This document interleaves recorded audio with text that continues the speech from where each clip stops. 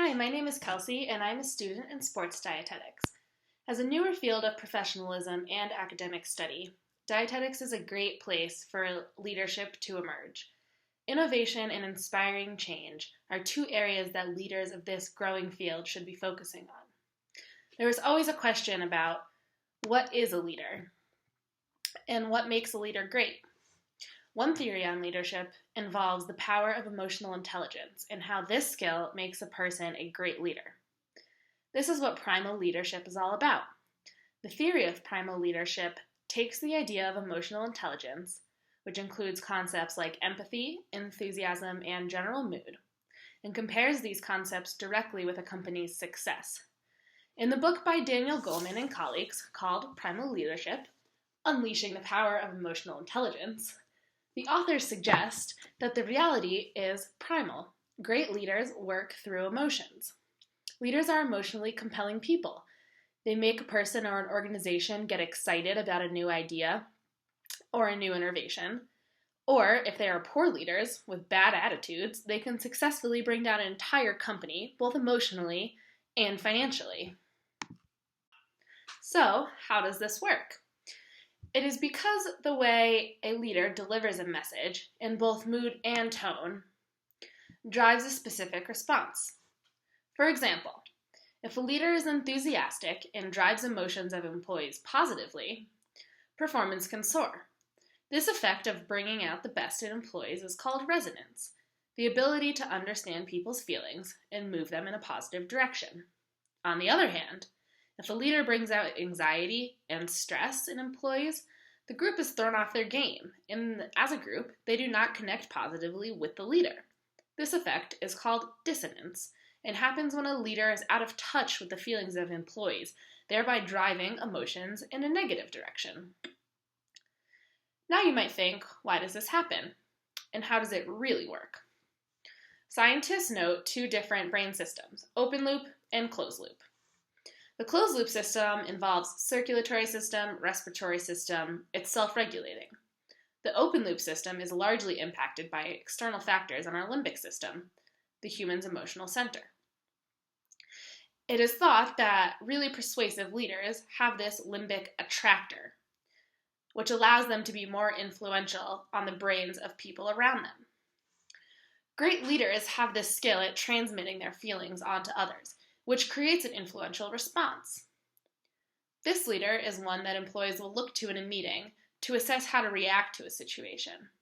While everyone has a separate limbic system, bringing different emotions into the mix, it is the leader who has the strongest pull on people's emotions. This could be thought of as people watching the top, taking emotional cues from the boss to determine the most valid response to a situation.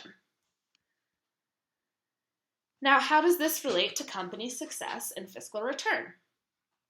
Well, it has been shown in research in the area of emotional intelligence and leadership that in a company, when management does not get along, decreasing their mood state, the poorer the company's market return. This can be summed up as bad moods lead to less profit, or in contrast, a company with a good vibe with happy employees has better market return. It goes back to the saying, service with a smile, implying that emotional, intelligent leaders create an environment for happy employees, cultivating a successful business. To further understand this concept of emotional intelligence, I will describe the four domains. They are self-awareness, self-management, social awareness, and relationship management. Self-awareness involves emotional self-awareness, or the ability to recognize and understand one's own emotions, accurate self-assessment, and self-confidence. These are all important skills for dietitians to have in their profession and as leaders. A dietitian counseling someone should absolutely have emotional self-awareness because they would like to know if they are going to be judgmental of their clients. And in a client-provider situation, oftentimes you are a leader to this person, so it's important to have these skills. Self-management includes emotional self-control, transparency, adaptability, achievement, initiative, and optimism. all notable qualities of great leaders. Social awareness involves empathy, organizational awareness, and service or recognizing and meeting customer and employee needs. Empathy is one that is extremely important, especially as a leader to a company. If you have to have a pay cut or if you have to fire someone, it's important to be able to empathize with these people because it makes you appear more human to them, thereby making their reaction more positive if you interact with them in a positive manner. Relationship management involves an inspirational leader who guides and motivates towards a compelling vision. They have influence and a range of tactics for persuasion. There is an ability to develop others through feedback and guidance. Relationship management also includes change catalyst, or initiating, managing, and leading in a new direction. Conflict management skills are also very important, and the ability to build bonds and cultivate meaningful relationships. Someone with good relationship management skills would also be good with teamwork and collaboration. This fourth domain is what takes leaders to the next level and is really the basis for primal leadership. Without emotional intelligence, these abstract concepts are very difficult to carry out effectively. And in all four categories, it is clear that the essential traits of what people usually cite as successful leaders are represented.